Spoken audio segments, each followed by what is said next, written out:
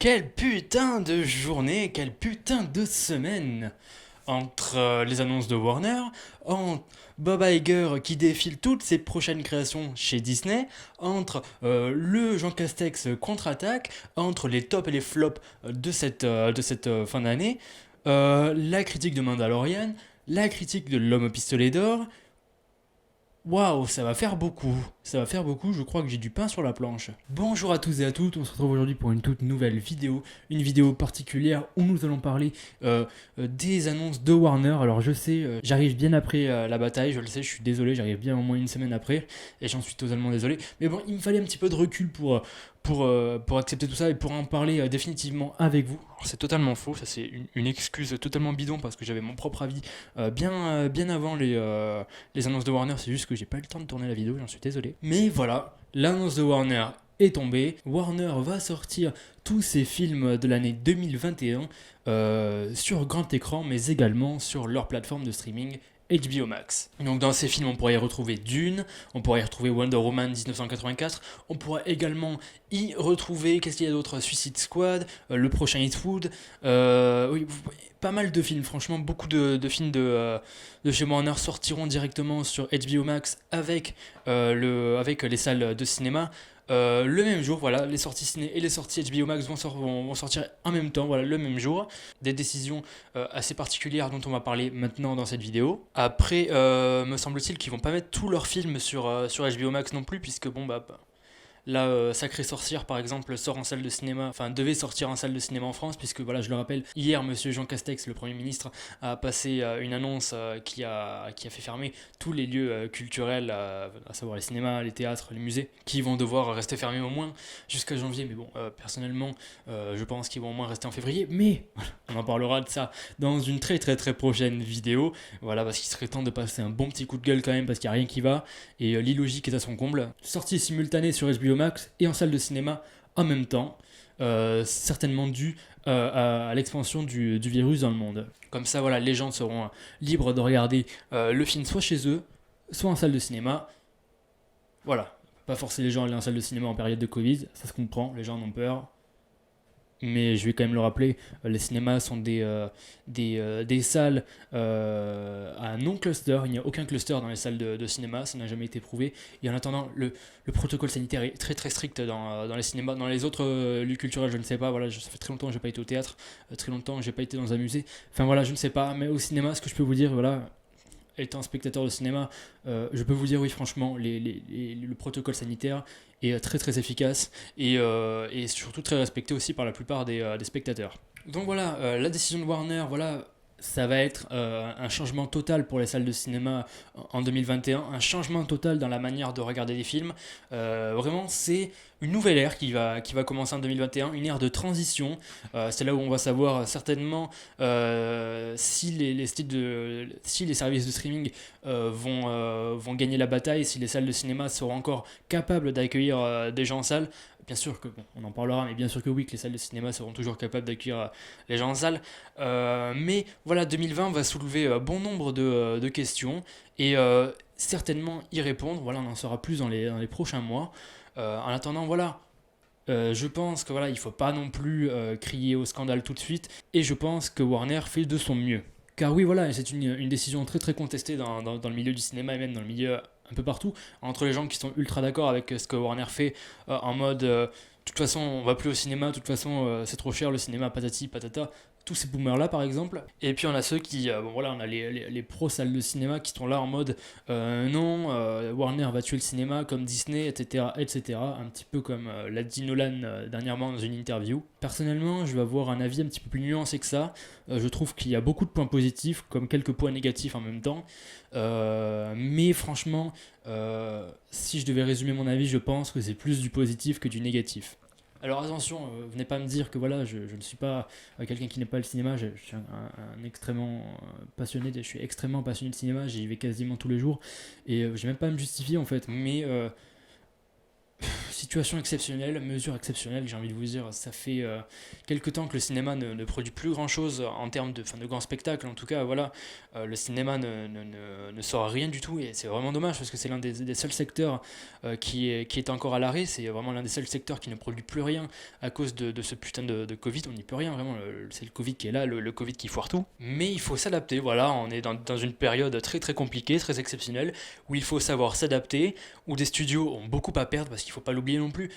Un film, c'est énormément de budget, c'est énormément d'investissement, et plus tu décales ces projets-là, plus tu vas perdre en argent. Enfin, personnellement, je suis producteur, j'ai un film comme par exemple, j'ai un film comme Tenet, par exemple, que je dois sortir et que je dois rentabiliser. Il faut que je trouve une solution, quoi. Je ne peux pas le décaler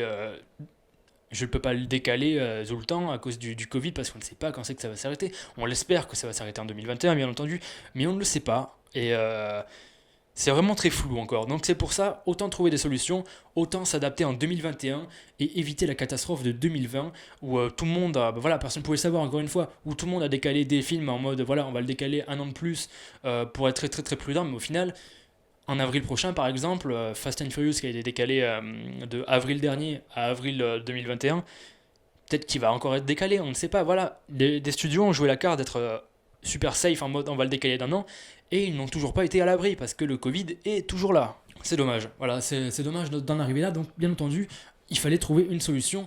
Et Warner l'a fait. Mais on va y revenir tout de suite avec les points négatifs. Le premier point négatif de cette décision, c'est la communication avec les artistes. Voilà, dernièrement, Warner a posté un communiqué avec une vidéo où tous ces films allaient être sur HBO Max et en salle de cinéma en même temps. Mais le truc, c'est que la vidéo est sortie à la surprise générale des réalisateurs, des producteurs et des scénaristes de ces films-là.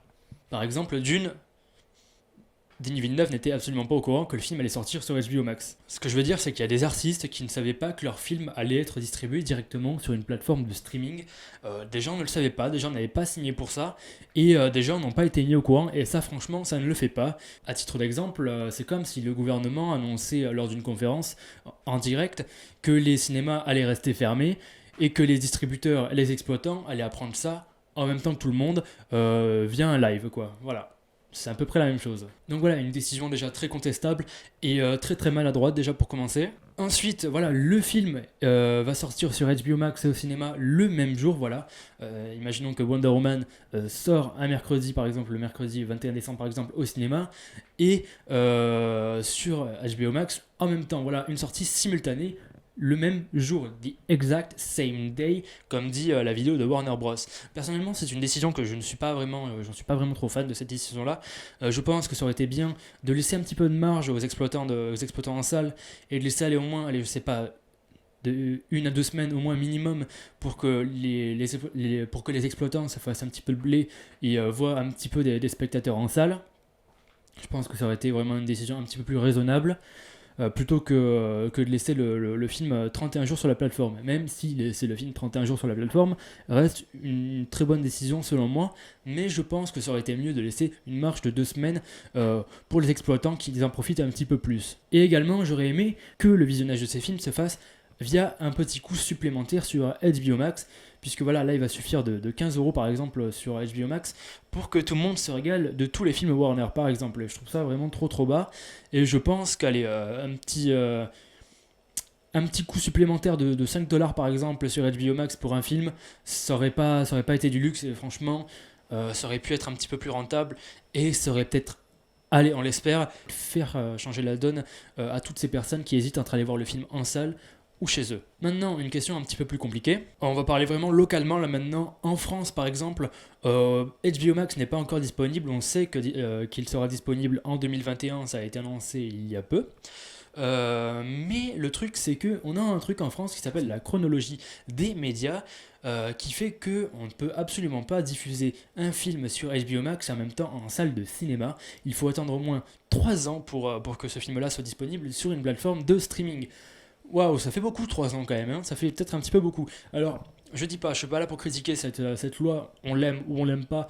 Personnellement, je trouve qu'elle a, pareil que pour cette décision, des pour et des contre, mais là pour le coup, elle a plus de contre que de pour. On est en pleine période de Covid, le monde bouge, et il bouge vite, comme dirait l'autre.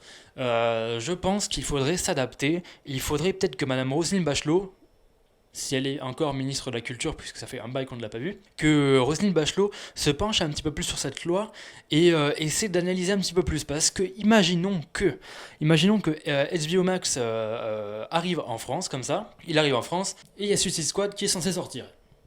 Voilà, c'est comme ça, il sort, mais il ne peut pas sortir en salle et sur HBO Max. Que va faire Warner? Elle a deux choix, soit elle le met en salle, soit elle le met sur HBO Max. Donc il y a 50% de chance qu'elle le mette en salle et 50% de chance qu'elle le mette sur HBO Max. Et c'est vraiment soit l'un soit l'autre, mais c'est un énorme risque. Imaginez que Warner se dise tiens, non, c'est la France, on s'en bat les couilles de la France, on va le mettre que sur HBO Max, et tant pis pour vous. Voilà, parce que oui, cette chronologie des médias est très très embêtante. Ça aurait été à la rigueur quelques mois, voilà, quelques semaines, quelques mois, là franchement ça aurait pu le faire. Je ne dis pas qu'on doit l'enlever, je dis juste simplement qu'on doit peut-être la réécrire en fonction de cette époque-là, puisqu'on est dans une période un petit peu compliquée. Et personnellement, j'ai pas envie de courir le risque d'aller regarder par exemple un Suicide Squad ou un Dune chez moi dans mon salon, plutôt que d'aller voir au cinéma. Je ne veux pas courir le risque, je veux par exemple voir ces films au cinéma, et pour cela, il faut changer cette putain de loi, parce que imaginons que Warner décide de mettre ça sur HBO Max exclusivement à cause de cette chronologie. Voilà, c'est vraiment quelque chose de très compliqué, il faudrait peut-être commencer un petit peu à s'alarmer là-dessus. Parce que pour l'instant, bon voilà, HBO Max n'est pas encore disponible, les films de Warner sont encore disponibles en salle de cinéma, vont pouvoir être disponibles seulement et uniquement en salle de cinéma. Encore un communiqué de Warner l'a annoncé dernièrement, avec la sortie de Wonder Woman qui a été encore une fois décalée à cause de la fermeture des cinémas, où ils ont dit Wonder Woman en 2021 exclusivement et uniquement au cinéma. Donc voilà, on peut dire ce qu'on veut, mais personnellement, c'est le genre de news qui me rend le smile, personnellement. Je suis très content de ce que fait Warner là-dessus.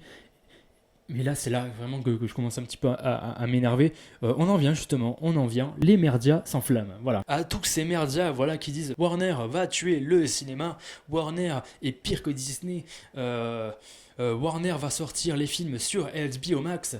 Voilà, bon, là, c'est pas vraiment, je vais pas vraiment contester une décision de la plateforme, mais plutôt, je vais peut-être parler un petit peu du travail des merdias, comme j'aime les appeler. Encore une fois, beaucoup de merdias, comme My Pop Culture, encore une fois, qui viennent dire attention, les films de la Warner vont sortir exclusivement sur HBO, un coup dur pour les exploitants des salles. Va niquer ta mère, My Pop Culture. Tous ces merdias-là qui font plus la promotion de HBO Max que les salles de cinéma m'énervent, parce qu'il ne faut pas l'oublier, non, Warner ne va pas laisser les salles de cinéma, il ne va pas les abandonner. Au contraire, il va mettre les films sur HBO Max pour les personnes qui ne peuvent pas se déplacer, ou les cinémas ne sont pas ouverts, ou qui ont peur de se déplacer à cause du Covid, parce que voilà, encore une fois, des gens ont peur de se déplacer à cause du Covid, mais il va aussi sortir ses films en salle, donc non, il ne les abandonne pas, il joue le jeu, pas comme Disney, voilà, Disney+, qui s'enflamme encore une fois avec ce Disney Investor Day, par exemple. Non, voilà, là pour le coup, Warner choisit aussi de mettre ses films en salle de cinéma pour ceux qui veulent les voir en salle de cinéma. Et ils l'ont dit, bon alors ça c'est vraiment un petit peu moins sûr, c'est une décision uniquement prise pour 2021 à cause du Covid, parce qu'on ne sait pas jusqu'à quand ça peut durer et on ne peut pas repousser et décaler des films indéfiniment. Ce n'est plus possible, on ne peut plus faire comme ça, il faut maintenant avancer, continuer, et parce que après on aura encore un an de retard avec les films et on ne saura plus du tout les caser. Donc encore une fois, je pense que pour moi c'est une bonne décision. Donc à tous les merdias, s'il vous plaît, faites plus la promotion des salles de cinéma. Arrêtez de dire que Warner va tuer le cinéma, dites plutôt Warner va diffuser ses films en salle en majuscule, mais également sur HBO Max. Voilà, là on est clairement sur quelque chose de plus convenable, de plus nuancé et de moins putaclic surtout. Clairement, arrêtez de faire du putaclic les gars. On passe au côté positif. Au moins, les productions et les sorties ne sont pas décalées, parce qu'au bout d'un moment on en a marre. Moi ça fait depuis un an que j'attends No Time to Die, je n'en peux plus d'attendre. Je veux le voir au cinéma, mais s'il doit sortir aussi sur une plateforme de streaming et en même temps en salle, ça me va. Clairement ça me va, j'irai le voir en salle quoi qu'il arrive. Et j'espère que tout le monde ira le voir aussi en salle. Mais il faut avancer. On passe en 2021, il va y avoir encore toute une flambée de films à voir, on ne va plus s'en sortir, on va se noyer dans les films, il faut avancer, et je pense que c'est une bonne solution pour que les films ne soient plus décalés. Et comme je le disais, situation exceptionnelle, mesure exceptionnelle, il le faut, voilà, il le faut, on s'adapte, on est en 2020, le Covid, une année de merde, on s'adapte. Point barre. Et encore, voilà, Warner elle a dit, ce n'est que pour un an, ce n'est pas définitif encore, c'est vraiment pour tester. Voilà. Warner fait le premier pas pour tester, ils l'ont déjà fait cet été avec Tenet, ils ont déjà tenté quelque chose avec Tenet en le sortant, c'est le seul studio qui s'est mouillé cet été en mettant Tenet. Bon alors après, on peut dire que Tenet c'est bien ou c'est pas bien, c'est pas la question. Moi personnellement j'aime beaucoup Tenet, mais ce n'est pas la question. La question c'est oui Warner s'est mouillé, oui Warner s'est bougé le cul pour mettre les films en salle de cinéma et pour proposer du contenu. Et il l'a encore fait là dernièrement avec Wonder Woman et Sacrée Sorcière de Robert Zemeckis. Et donc là, comme Tenet n'a pas très très bien marché, il décide de trouver une autre solution. Et c'est totalement normal de leur part. Ils ont investi ils ont investi des millions dans des films, donc forcément qu'ils ont envie de sauver leur projet et de sauver leur thune. Ce sont des gros studios après tout. C'est normal. C'est normal, il faut pas s'indigner à cause du fric, c'est normal. Après bon voilà, rien ne dit qu'ils vont pas continuer après 2021, hein, ça se trouve le Covid sera toujours là, on l'espère qu'il ne sera plus là bien entendu, mais ça se trouve ce procédé là va bien marcher et ça se trouve voilà les salles et le streaming va réussir à bien cohabiter ensemble, on l'espère, franchement ça serait la situation rêvée que les services de streaming et les salles de cinéma arrivent à cohabiter ensemble, arrivent tous les deux à cartonner, ça serait vraiment génial. Pas soit l'un, soit l'autre. Maintenant, quoi qu'on le veuille ou non, on vit avec le service de streaming, on le vit avec, on peut pas faire autrement, c'est comme ça maintenant. Mais il faut que les deux cohabitent, c'est pas soit l'un, soit l'autre. Pour moi, encore une fois, c'est plus nuancé, il faut que les deux cohabitent. Donc voilà, 2021, ça va être une année décisive pour les services de streaming et pour les salles de cinéma. Et encore une fois, les cinémas ne sont pas laissés, les salles ne sont pas abandonnées. Warner est toujours là pour mettre des films en salle de cinéma. Également, voilà, j'ai assisté encore une fois à la conférence Disney Investor Day de avec tous les films, toutes les films et séries Disney, beaucoup de films iront également en salle de cinéma chez Disney. Disney n'abandonne pas totalement les salles de cinéma. Voilà, je pense que voilà, la plupart du temps, les gens font ça, enfin, les producteurs et les PDG de ces grosses boîtes veulent se protéger un minimum à cause de ce Covid. On peut les comprendre, franchement, enfin, je suis le premier à les comprendre, c'est complètement normal de vouloir se protéger. Donc voilà, je trouve ça normal. Je trouve ça normal. En espérant voilà, que ce soit seulement provisoire et que les salles de cinéma retrouvent quand même tout de même une bonne influence. Warner a fait son travail, maintenant c'est à nous de faire notre travail, c'est là que se pose ce nouveau point. C'est aux spectateurs de faire un choix maintenant. Ils ont le choix soit de regarder le film chez eux dans leur salon, soit d'aller le regarder en salle de cinéma. Soit de le regarder sur grand écran avec une plus grosse expérience, avec des pop-corn, avec vraiment une belle expérience de cinéma, soit de le regarder dans leur salon. C'est là que le choix commence à se poser. Et c'est là que l'avenir du cinéma est entre nos mains. C'est à nous, voilà, là on a carte blanche, c'est à nous de dire ce qu'on préfère faire. Donc voilà, c'est vraiment une année test pour Warner. Warner qui va tenter des nouvelles choses via HBO Max, des choses qui de toute manière allaient être tentées un jour ou l'autre, mais le Covid a accéléré la chose. Mais le moment venu où il faudra faire un choix entre regarder ces films sur HBO Max ou regarder en salle de cinéma. L'avenir du cinéma, de toute façon, dépend de l'année 2021 de toute manière. Hein. Même si, bon, alors là, je vais encore parler à tous ces prophètes de malheur. Selon moi, le cinéma n'est pas en danger. Selon moi, le cinéma va survivre. Le cinéma a survécu à de nombreuses horribles choses. Toutes les guerres. Il a survécu aux guerres. Il a survécu à l'arrivée de la télé, à l'arrivée de la vidéo, à l'arrivée du streaming même aussi. Il a survécu à tout ça. C'est Jean-Luc Godard et compagnie qui nous ont dit que le cinéma allait crever maintes et maintes fois. Ils nous l'ont dit. Ils nous l'ont dit H24 que le cinéma allait crever par exemple à cause de l'arrivée de la télévision. Le cinéma est toujours là. Et en 2018 et en 2019, le cinéma a réalisé ses meilleures recettes depuis les années 60. Dans ton cul Godard. Et quand je vois encore que des gens lisent, des gens vont en librairie pour acheter des livres, que des gens vont à la FNAC, vont dans des petits commerces pour aller acheter du format physique pour offrir à Noël, que des gens utilisent encore des vinyles, le vinyle qui redevient la mode, que des gens vont encore au théâtre, je me dis que non, le cinéma va survivre comme il l'a toujours fait. Ce n'est pas une petite pandémie qui dure 2 ans qui va détruire le cinéma. Je ne pense pas. Je pense qu'il y aura toujours des spectateurs pour aller en salle.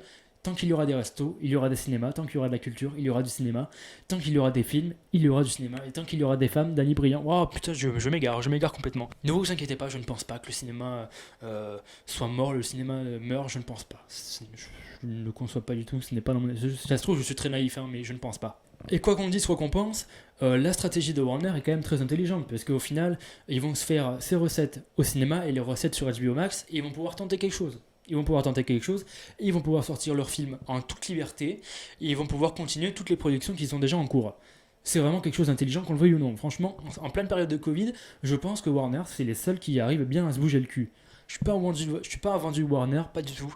Je trouve qu'il y a des décisions qui sont vraiment contestables et discutables, mais je trouve que la plupart sont vraiment très concrètes et sont complètement, j'ai envie de te dire, complètement dans la lignée de cette année 2020 et 2021 avec ce Covid. Et voilà, encore une fois, Christopher Nolan en a parlé. Bon, bien entendu, on ne pouvait pas s'imaginer autre chose de Christopher Nolan, mais Christopher Nolan n'était absolument pas pour les services de streaming. Bon, bien entendu, quand on est fan de pellicules, qu'on déteste le numérique, qu'on adore faire des grosses explosions en réel, forcément qu'on est pro-cinéma. Bon, je ne suis pas là pour dire, voilà, chacun pense ce qu'il pense. Tant mieux, on est 7 milliards sur cette terre, je peux pas être d'accord avec tout le monde, et tant mieux, voilà, c'est comme ça qu'il y a des débats, etc.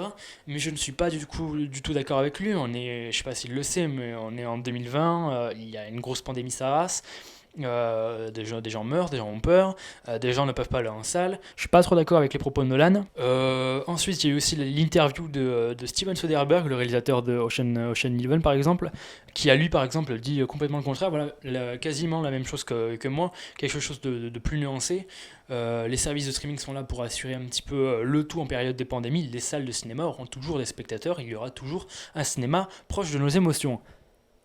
Est-ce que c'est pas le slogan de BNP Paribas, ça par hasard? Voilà, je suis plus en accord avec les propos de Soderbergh que ceux de Christopher Nolan, mais je comprends que des gens s'indignent, je comprends que voilà, ça va bouleverser nos habitudes, ça va bouleverser un petit peu tout, mais j'ai envie de te dire, on évolue, on s'adapte, mais je ne pense pas que les cinémas mourront, je ne pense pas. Mais dans tous les cas, il y aura tout le temps des gens pour supporter le cinéma, pour se battre pour le cinéma. J'en ferai partie, je veux aller au cinéma, je veux absolument tout le temps aller au cinéma. Je ne regarde très rarement des films en streaming. Voilà, j'ai encore Mulan qui est sorti sur Disney+, je ne l'ai toujours pas regardé. Il y a plein de films sur Netflix que j'ai toujours pas regardé, mais je n'ai pas envie de regarder parce que ça m'emmerde de regarder des films comme ça chez moi. Genre, que je me suis emmerdé, ça se trouve au cinéma, j'aurais vraiment aimé le regarder au cinéma, j'aurais vraiment adoré le film. Là, je sais pas, j'ai pas aimé le film. Il y a plein de films comme ça, je sais, j'aurais préféré les regarder en salle. Personnellement, je suis pro salle de cinéma. Je suis pro salle de cinéma. Je regarde très rarement en streaming, mais au bout d'un moment, je pense qu'il faut s'adapter. Donc voilà. C'est pas moi qui regarderai les films en streaming clairement. Je vous le dis clairement, tout ce que Warner va sortir en streaming, moi j'irai les voir en salle de cinéma. Ça c'est sûr et certain. Jamais je vais regarder un de ces films-là dans mon salon. C'est pas possible. Je peux pas. Je peux clairement pas. Mais je comprends quand même la décision de Warner. Donc voilà, non, Warner ne va pas tuer le cinéma, ne dites pas ça, voilà. À toutes les personnes également qui disent de toute façon on s'en fout, le cinéma c'est cher, le cinéma c'est pour entendre des gens qui crient, qui bouffent des popcorn, etc. Ben non, je vais rester chez moi. Ben reste chez toi, pauvre con, va. Et ben je t'en prie, reste chez toi. Et si tu termines comme le gros de Wally, ben faudra pas se plaindre après. Hein. Parce que clairement, hein, tous les services de streaming, si on continue à rester chez soi, si on continue à regarder des films chez soi, sans voir personne, sans sortir, sans rien, on va clairement terminer comme les gros de Wall-E. Sans déconner, on va vraiment terminer comme ça me fait rire, mais c'est grave, c'est vraiment grave. Donc non seulement le cinéma, c'est un confort, c'est un son immense, un écran immense, une belle projection, une expérience excellente, mais c'est aussi un lieu de rassemblement, un lieu de culte, des gens qui se rassemblent pour aller voir des films, des gens qui se voient, des gens qui se parlent, des gens qui regardent la réaction de d'autres gens, des gens qui se mêlent à l'euphorie. Ne me dites pas, par exemple, que vous aurez aimé regarder Endgame chez vous, dans votre propre salon, par exemple. Vous n'allez pas me mentir.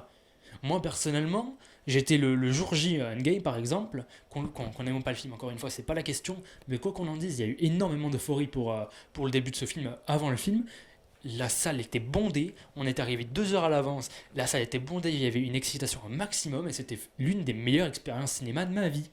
Parce que j'ai vu des gens se révolter, parce que j'ai vu des gens crier, parce que j'ai vu des gens pleurer. Et c'est ça le cinéma aussi, c'est aussi un art de vivre, un art d'être ensemble, un art de se parler, c'est un lieu de rassemblement. Et c'est pour ça que le cinéma doit survivre, et c'est pour ça que c'est très important d'aller au cinéma. C'est très important d'aller au cinéma, ensuite d'aller au restaurant, ensuite... Je repense à l'annonce d'hier, attends, ça me fume là. Je reprends. Bref, je vais parler de ça dans une autre vidéo par rapport aux salles de cinéma qui restent fermées, par rapport aux annonces de Jean Castex. Il le faut, c'est une obligation de toute manière. Parce que ça ne va pas, clairement, ça ne va pas. Que ce soit du côté du gouvernement comme des gens qui s'entassent dans les haras, ça ne va pas, il va falloir qu'on en parle très sérieusement. Donc voilà, selon moi, les services de streaming et les salles de cinéma doivent cohabiter. Et je pense que ça va être le principal enjeu de 2020. Ne crions pas au blasphème, ne soyons pas extrémistes, essayons de nuancer les choses, c'est vraiment le plus important. D'autant plus, je le répète, mais l'année 2018 et 2019 ont été des chiffres extrêmement importants pour les salles de cinéma qui n'ont pas vu un tel nombre de spectateurs dans les salles de cinéma depuis les années 60, me semble-t-il. Donc voilà, je ne pense pas que le cinéma soit mort, je pense seulement que 2021 va être une année un petit peu plus mouvementée, un petit peu plus où on va tenter un petit peu plus de choses, je pense. Et je pense c'est une année de transition vers certainement des jours meilleurs. Selon moi, l'année 2021, c'est l'année de la transition. Voilà. Sur ce, passez une bonne soirée, passez un bon fin de confinement. Soyez responsables, s'il vous plaît. Je ne veux pas attendre plus que les salles de cinéma rouvrent. Déjà, je ne pense pas qu'elles rouvriront en janvier, mais clairement, restez chez vous, partez le moins possible, faites comme. Vraiment, soyez responsables. C'est tout ce que je vous demande. Voilà. Bisous, à plus, et prenez soin de vous.